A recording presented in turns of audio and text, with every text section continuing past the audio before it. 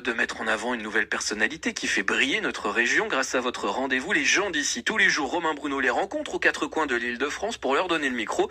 Aujourd'hui, nous allons retrouver Romain au Café des Deux Stades, pas très loin du Parc des Princes, avec un supporter du PSG qui sort cette semaine un nouveau livre consacré à son club de cœur. Romain, vous êtes bien avec lui ? Et oui, il est avec moi. Eric, supporter historique du Paris Saint-Germain. Depuis 1977, il est abonné au PSG et il a écrit un deuxième livre. Eric, bonjour. Bonjour. On vous arrête plus parce que vous avez sorti PSG dans la peau par rapport aux nombreux tatouages qui sont sur votre peau, en hommage bien sûr au club. Et là, cette fois-ci, ça s'appelle Paris gagnant de Sofia à Munich. C'est quoi ? C'est l'itinéraire de vous en tant qu'abonné ?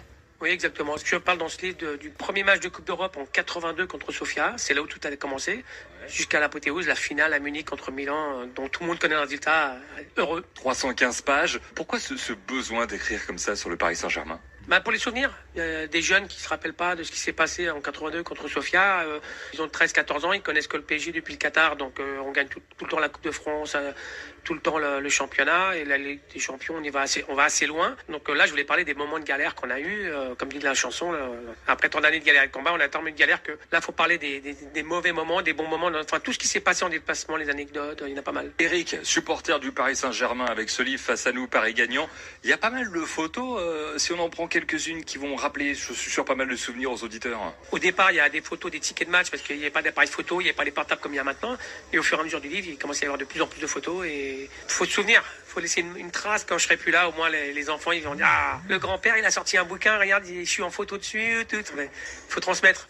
Quand vous le feuilletez, ça vous fait quoi ? Ça fait des frissons, quoi. Tu dis « Merde, j'ai réussi à faire un bouquin, je suis pas journaliste, je suis pas écrivain, je suis un simple supporter, quoi, lambda. » Bon, après, ça fait des années que je viens, donc les souvenirs, je les ai.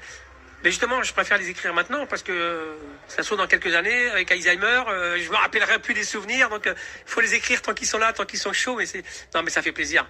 C'est du boulot. Ma femme m'a énormément aidé là-dessus parce que niveau ordinateur, moi, je suis un peu une quiche. Puis ma fille pour faire les affiches, pour que je mettrai autour du parc les jours de match. C'est un travail de famille. Franchement, ma femme comprend vraiment ma passion et ça, c'est exceptionnel. Je la remercierai jamais assez. Franchement, c'est magique. Paris qui est magique et votre femme qui est magique. Voilà, tous magiques. Merci Eric, je rappelle que vous êtes un supporter historique du Paris Saint-Germain. La sortie du deuxième livre Paris gagnant de Sofia à Munich, signé donc par vous, Eric Bidot, surnom Giscard, parce qu'on vous connaît plus par rapport à votre surnom Giscard dans les gradins. Si vous lisez le premier livre, il n'y a pas de problème, vous verrez pourquoi Giscard, quoi. Et le premier livre, c'est PSG dans la peau. Merci Eric. Ici c'est Paris. Évidemment qu'ici c'est Paris. Merci Romain Bruno et merci à votre invité Eric pour acheter son nouveau livre Paris gagnant de Sofia à Munich. Rendez-vous sur ici.fr. On va vous noter